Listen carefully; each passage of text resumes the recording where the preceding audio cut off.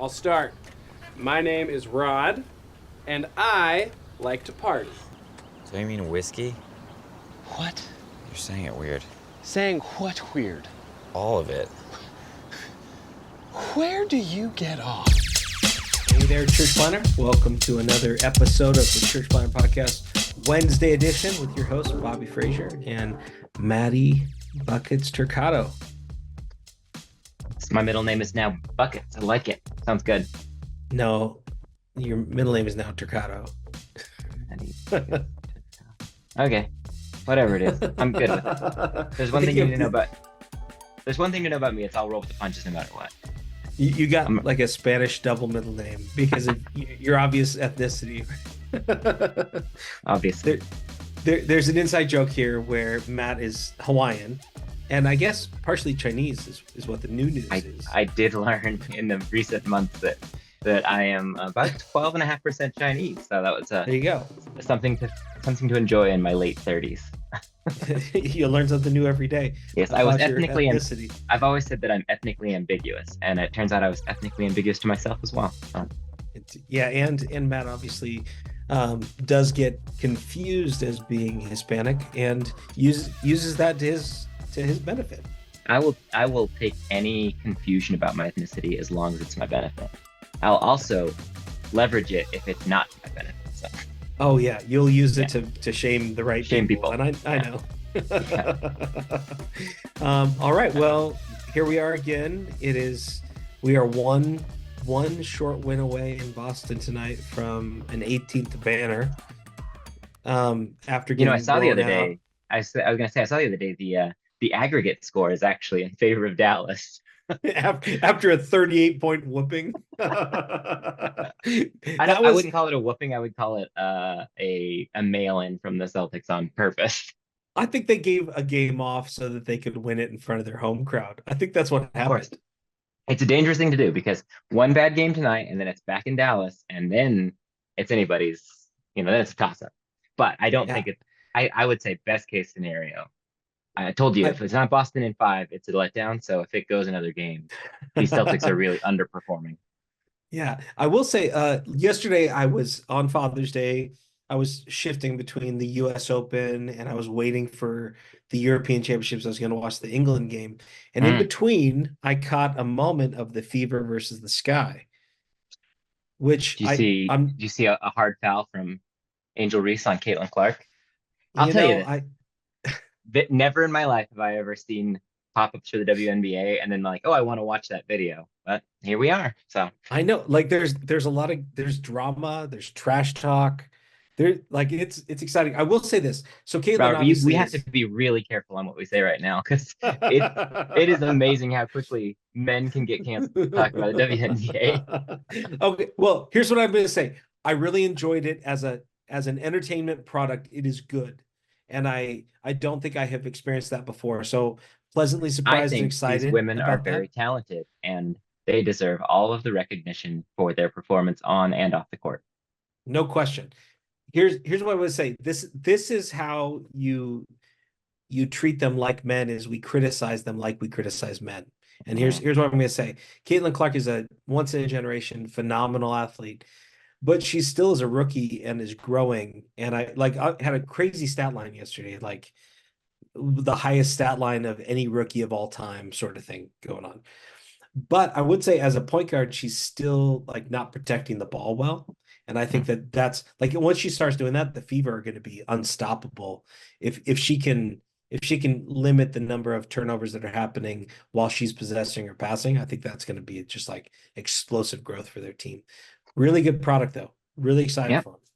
Listen, I have watched more WNBA this season than the collective years of my life. And that's not a knock. It's just like something has to draw you in.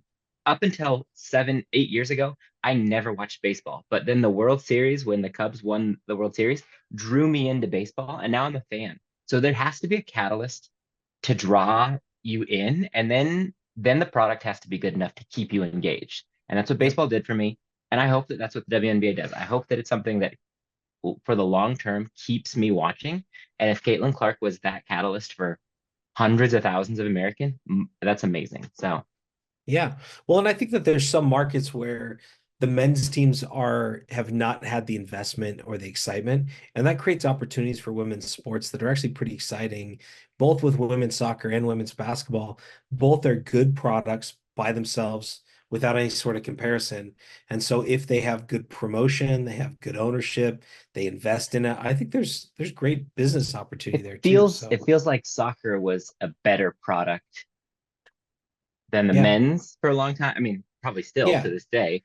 And Well, so it feels like that's a little bit different because like in the WNBA, it feels like their product has been evolving and now they're getting this traction. It feels like the women's soccer has kind of experienced the opposite of that. It's like, why aren't they getting the bulk of our attention? Because they're clearly the superior product. And now they're garnering that attention as the pendulum has shifted that way, but which yeah. is great for both cases. So Well, and I think overall there's so much growth in sports in mhm. general that like there's room for everybody, which Yeah, is cool. there's an Um, appetite for it. Yeah. So Now I will say, like, I think that if I were a woman, my preference would be for them to lower the basket so that there's more rim play, like for dunking and like opportunities for like rebounding that are different. Just because you're talking about a 6, 8 inch height difference between the average WNBA and NBA player, and the vertical is pretty significant. I mean, even for kids, I feel like my fifth grade girl playing on a 10-foot basket feels absurd. Like it just feels absurd. So I don't know. I think the basketball should be looking at doing what soccer's done with youth and with different sports and like shaping it based on the skill level and size of the players. Anyways, all that to oh, say, really, Robert, really, you really made it quick. 99% of the way, and then you had to throw skill level No, in no, no, there, no. and I'm now talking you're about no. you're I'm talking done. about kids. I'm talking about kids sports. Okay, In when okay, we all talk right. about like skill level, because like we Yeah, play 4v4 basket or 4v4 soccer, then 7v7 soccer, then 9v9 soccer. It feels like there could be interesting new ways, including 3-on-3 basketball in the Olympics this year. That feels like a yeah, win for everybody. yeah.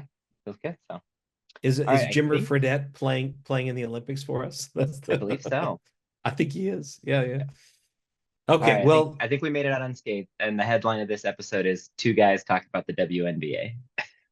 yeah, without getting canceled. Question mark? Question mark. You tell us, Uh, listeners. there's so few people listening that they're like, we couldn't cancel you if we tried.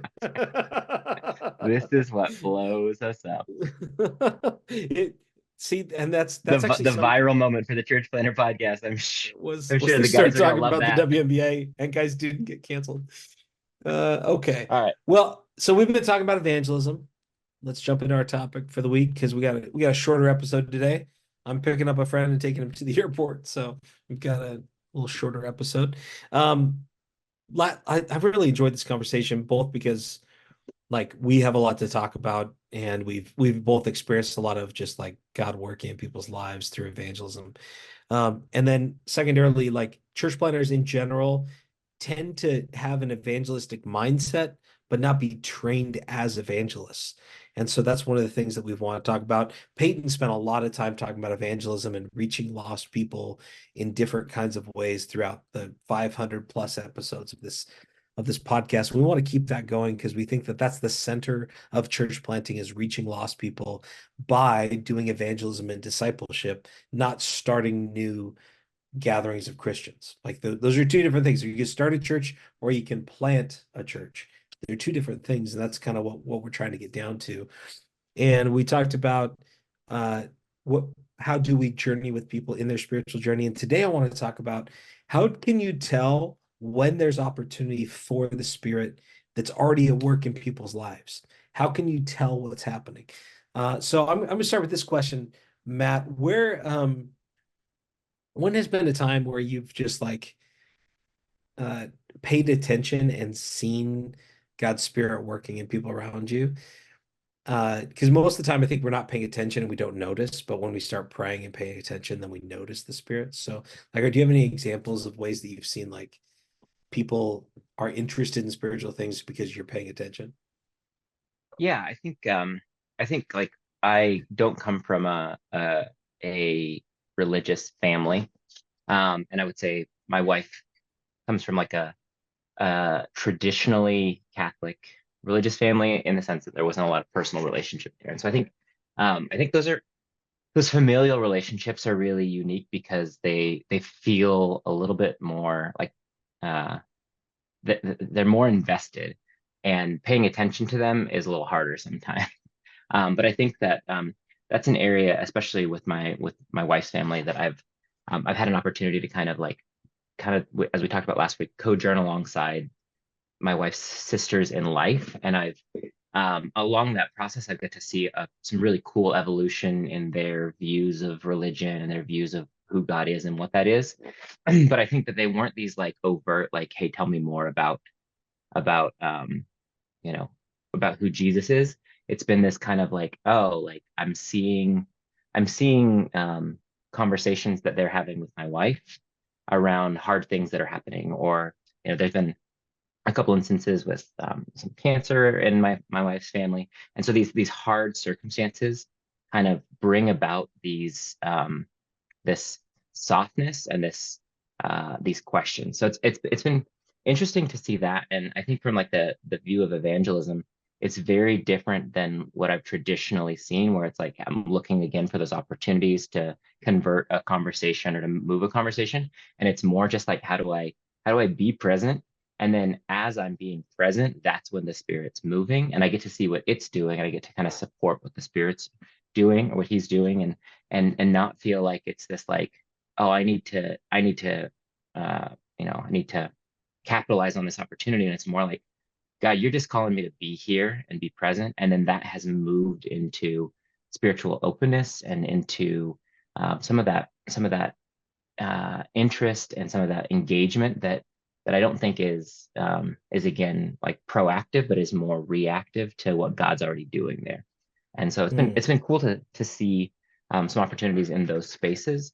And again, not like these big shifts like we talked about last week, where it's like they went from a -10 to a +10, but it's like it's been watching the Spirit move slowly over time and softening this heart, and being able to have I can point to really specific conversations along the way where it's like, oh, that was the point where I was being invited into a conversation around something that God's been doing for 6 months or 6 years. And now I get to be part of that. And then I get to kind of step back and let God continue to do that work, and then kind of re-engage. So does that make Yeah. sense, or does that kind of what you're Yeah. Well, when we were like probably young adults, there was kind of like the peak. It was just the beginning of kind of the postmodern emergence in America. And it was seen as this like anti-religious sentiment. And it was starting to kind of turn the tide from a majority religious society to a non-majority religious society. Mhm. And that's obviously continued pretty significantly when you look at the last 20 years. The numbers of people who identify as Christian has gone from in the 40s and 50s down into the 30s and 20s, like Mhm. depending on how you measure it. But what people told us at that point was we have to fight the the prospect of radical atheism. And it was like we need to deal with the Dawkins and the Hitchens of the world and make sure that we protect people from this new religion of atheism. But when you look at the numbers today in 2024 across America, the numbers of atheists are actually basically the same as they were 20, 25 years ago. But the number of people who are agnostic and the number of people who are spiritual but not religious has gone through the roof. And I think that's significant for one reason, and maybe a couple of reasons. The first reason is people continue to be spiritual creatures. Mhm. Even though they've rejected the dominant religious authority of the last generation, they haven't said, I believe that nothing has meaning beyond the physical material world. I Yeah. think even people who are scientifically driven and believe in a materialistic way of understanding the world, I think that they all would say there's a bunch that we don't understand. And in a lot of ways, science has actually created space for us to say we fundamentally do not understand what holds the universe together. We don't understand like even the nature of quantum physics, and like there's so much we've learned about the universe that actually questions what we know about the universe. that has like that's why we're postmodern is the world has said we can't accurately describe all that we know through our senses. And so all of us have this like innate like spiritual being inside of us. Mm-hmm. And even this morning I'm at a coffee shop meeting with my friend. He brings his two sons. I've coached them in baseball and like they're in class with my son, 6 and 8 years old. And their dad is getting coffee, and I asked them, "Hey, how was your day yesterday?" And they go on to tell me about how they woke up in the middle of the night and they saw their door moving in their bedroom, and they used night vision and they saw something in it, and they're sure that there's a ghost in their house, which is like they were super stoked to tell me this whole thing. And to me, that says number one, like these little boys who have no religious like family like history. I don't think they've ever gone to church. They've come to like our Made for This a couple of times, like our sports and arts camp. But these two little boys have this like innate draw towards the supernatural that is just intrinsic to them. Partly, it's driven by media and it's driven by little boy culture and all that. But there's something in them that says, I want that. And then as I've been talking with my friend about it, he tells me that his oldest son has this deep fascination with ghosts and apparitions and is trying to make sense of like, what is the world beyond what we can see? Yeah. And to me, that like that's a key indicator that his oldest son, this kid that I've known for 8 years, he's wrestling with who am I and where do I belong in this universe of stuff, and how does my soul extend beyond this world? That tells me there's spiritual like rumblings happening in him. And what I like to say to teenagers in particular is everybody lays down with their head on their pillow at night, and there's those few moments of kind of like openness and ruminations about existence. You're laying there and you can feel your heart beating and you can feel your breath slowing, and you wonder about eternity. And I think in Yeah. those moments there aren't atheists on your pillow at night. There's something that like draws you towards God. And I always wonder like what is those spiritual conversations? And so I like asking people like when you think about spiritual stuff, what do you think about? And then they'll tell you about kind of, hey, I've really been wondering about X. And they like talking about it. Most people don't have any venue to talk about that stuff. And so when you ask, hey, do you have a spiritual background? Like what are you drawn towards when you think about spiritual things? And instead of telling them what you think, being curious all of a sudden gives them space to kind of share about that crazy story they want to tell somebody. Yeah. Yeah. As you're talking through that, I think there's that spiritual aspect, but I think one of the things that popped into my head was like this, like we know that we're designed to be in community and in relationship with a God and with people. And I think that like we've talked a lot kind of personally, and you've shared a lot from the front of Redemption Hill about kind of the movement of our like the younger generation, especially towards like this feeling of loneliness. And I'm thinking through like that first question of like where are those opportunities? Where do you see that kind of the spirit moving? And I think that some of the other areas that I've seen that is like I I know that I have friends, we've talked about a couple of them in the last couple of weeks, that experience this kind of like feeling of like I need somewhere to belong. I want to belong somewhere. And I think that that's an area where I've seen those opportunities and those conversations come up as I've become more aware of my own need to get in a good space with mental health. Like I've really had some opportunities to share personally with friends who don't have a spiritual background of like, hey, like I'm starting to seek out counseling, and I'm starting to really get in touch with understanding what my emotions are. And what I find through those conversations, and some vulnerability in those conversations is a receptiveness to kind of share like, yeah, I feel lonely, or I feel alone. And I'm Mm. looking for these places to fit in. And whether that's work, or actually I was listening to me and a buddy were listening to a podcast on the way home called I can't remember what it's called, but anyways, it's a Mark Sayers podcast. And he was talking through the draw of culture and people to these shared experiences. And he was talking about like the idea of like the Swifties. It's this collectiveness of people who are like each other, and they have these shared experiences, like going to the Eras tour and having this literal religious experience of like it's this feel, and it's like there's this like sense of we want this. And so as I'm talking Mhm. to some of my friends, they're experiencing this loneliness. And I think those are some of those areas where the Spirit's really working in them to become aware of something that's missing. And they don't know what it is, and they Mhm. don't have words to put to it. But through opening up conversations, through vulnerability of talking about my own mental health and my own depression, it kind of creates these spaces for the work that the Spirit's been doing in them to bring about some of those feelings of like, I don't have a place that I fit in. I don't feel like I'm connected Mhm. in a way that in a meaningful way that I want to.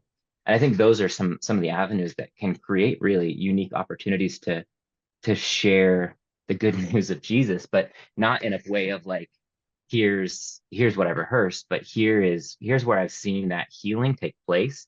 And it happens not through my own work on myself, but through recognition that I need to allow God to work in me. And Mhm. so that I think that there's like that recognition of the spiritual realm, but there's also just this recognition of like everyone has this feeling that something isn't right or is missing, and being able to find ways to share that vulnerably yourself is going to create opportunities for conversations to come up where you can understand and see where God's working in Mhm. people's lives. And it might not be the same. It might not be, Yeah. hey, I feel lonely. It might be, hey, I feel like I'm in a relationship that, it's like God is going to be working in their lives, and your attunement to what he's doing really is predicated on how able, one, you are to be vulnerable, but two, how well you're able to listen, and not with Mhm. that predetermined outcome, but with that, hey, I just want to hear what's going on. And that's,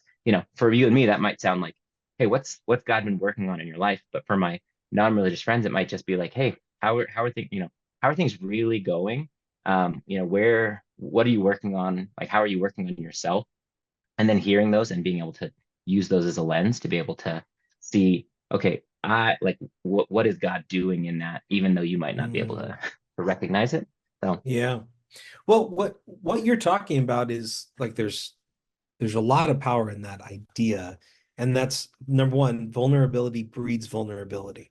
So sharing something that you need or something you're struggling with will connect you with someone 10 times as much as sharing your strength with them. mhm, And that's something we've talked about at Redemption Hill from day one, is that the way that we connect is by sharing our needs with others rather than sharing our stuff.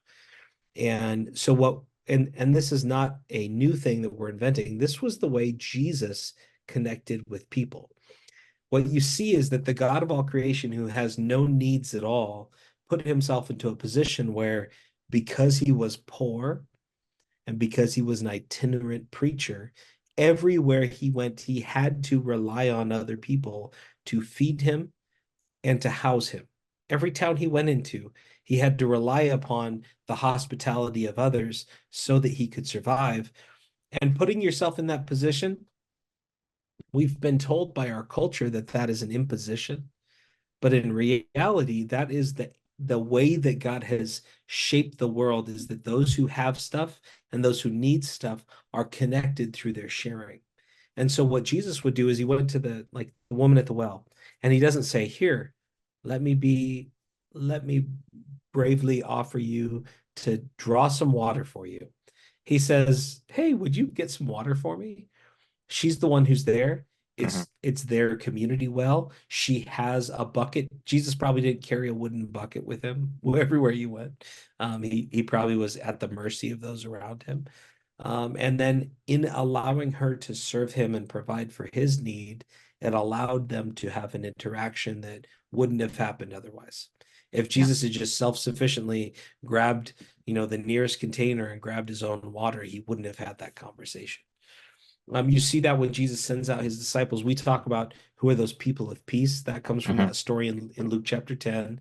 Jesus sends out his disciples and he tells them, wherever you go, whoever invites you into their home, give them your blessing.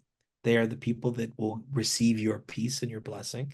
And stay there until you leave that town, because those are people who are drawn towards God.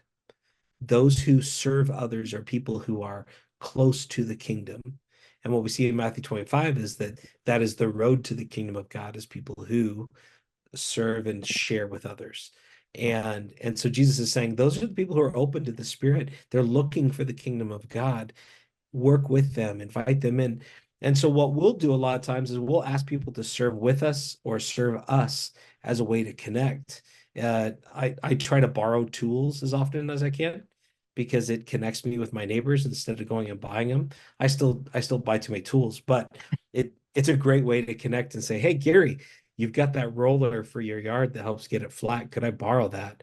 And then all of a sudden he's like, you know what?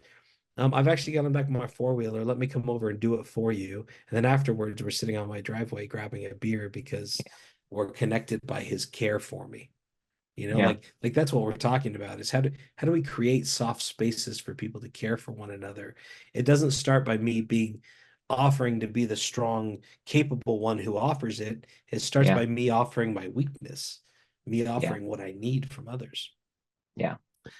Um, did you have something to share? No, I was just thinking as I was kind of sharing that story, one of the funny things, and this didn't like fully come around to a spiritual conversation, but I shared as I was getting more aware of my need for mental health counseling. 3 jobs ago, one of my coworkers, I had just kind of shared like this idea of like, oh yeah, I'm starting to do counseling. She's like, really? I was like, yeah, I just feel like it's a really good way to kind of keep up on myself, and to it's like getting your oil changed in your car. You want to be prepped for it. You don't want to wait until you're in an emergency. And she's like, oh, I really love that idea. She moved on to a different company. And then she reached out to me and was like, hey, I think there's a really great role within our company for you. So I moved over there with her. She was basically the HR director. And one of our like 22-year-old employees came to her and was just kind of in this crisis and was like, I think I need help. And but he's like was resistant to the idea of seeing a counselor. And she was like, hey, I think you should talk to Matt, like just ask him his story. So Mm, she like without knowing it, and she, mm, neither of them were believers, but without knowing it, like I'd created um this opportunity by being vulnerable, like you were talking about, where she connected me with this 22-year-old who, through our conversations, he was like, I'm really big into partying. It feels like I'm trying to figure all of these things out. And again, it wasn't like it didn't lead to a spiritual conversation, but it created this opportunity to have a really vulnerable conversation where I got to share a little bit about my history. I did talk about my faith as far as like why I got into sought out counseling and how I felt like it had bettered me. But I think that, like you said, when we present this strong front, and that's something that I'm very familiar with some of the challenges I've had previously. When we present the strong front, it limits the opportunities for others to seek out real, authentic help because they just see you as the person who has it all together, who always tries to have it all together. But when we show that vulnerability, when we create the space for us to be flawed people, but also recognize that like, hey, we don't have all the answers, but we're doing our best. It does create that space for not only others to seek you out, but for you to be like, hey, I want this person to talk to you because it seems like you've gone through something similar. And so I think that like that's yeah. a Yeah, I huge a like huge that. part of it that I haven't really thought about in the past. But I think as as followers of Jesus, like it can feel like we need to have it all together and we need to have all the answers. But the truth is the more we're authentic with the people in our lives, the more attractive we are because we're not fake and we're not like, we're not these like shiny things that other people look at and go like, oh, I can't be real with them. But we're these like real people that just are trying to do the best we can as well. And it does break down some of those walls of people feeling they can be vulnerable with us. So Well, and I think that there's an opportunity pretty regularly to be vulnerable, and that's when people ask you, "How are you doing?" yeah, It's a pretty normal conversation, especially with someone that you know. Instead of saying busy, or instead of saying, "I'm doing all right," yeah. you stop and you go, there are some things that have been really hard, and then like name a couple of them. Hmm. And there's been some things that have been really good, and then name a couple of them. And all of a sudden, when you say, "How are you doing?" You've shaped the conversation in a Hmm. way that leads to vulnerability, and it allows them to see your needs. Yeah. And so I was this happens pretty regularly where I share with somebody, I'm really looking for X in my business. I'm working with this client and we're struggling with Z. I'm looking for this sort of a software, or I'm having a hard time with project management. And then someone will say, you know what?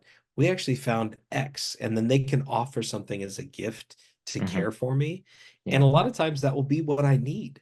And it's still hard for me to do, but I'm trying to humble myself enough to receive others' care for me in a way that actually helps me and helps me connect with people. Hmm. And then what happens is, of course, when they have problems, they're going to feel real happy to say, hey, I'm working on this. Do you have a way to work on that? And I could be like, you know Yeah. what? I think I do. So what we're talking about is this reciprocity, where the church and the people of God and church planters aren't the ones who are just doing everything for everybody, but rather receiving.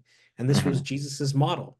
Jesus said, I'm going to go into a place and receive from people and let that be the connection point of my weakness creates connection rather than my strength.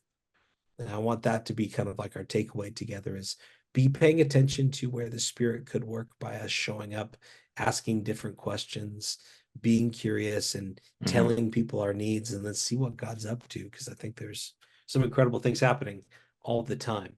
Yeah. We see that in John, Jesus tells us the Spirit is constantly at work. He's doing the work of convicting people of sin and of righteousness and of judgment. He is inviting them and drawing them to himself. And our work is just to keep our eyes open and paying attention to the Spirit's work. And so I want to challenge you this week. Start praying for people around you, and then see where there's spiritual activity already at work. And then start asking the question, what does it look like to join God in that work already? Because if you have to drum up spiritual interest, it's always going to feel like a chore. But if you're just kind of looking around going, where's God already at work and how can I join him in it?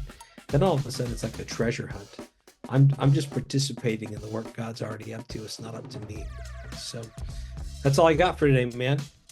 Yeah. Sound good? It's a good conversation. I love it. I think All that right. that feels right. So All right. Well, next time we're going to talk about how do you move from a spiritual conversation into a gospel conversation? What does that movement look like when we're really trying to share with someone the hope of the gospel? And I'll start right now, give you a little teaser. It's about story. Okay. So be thinking about your story. We'll see you next week. Remember, if you want to reach the people no one else is reaching, you got to go where no one else is going and do what no one else is doing. See you later, friends.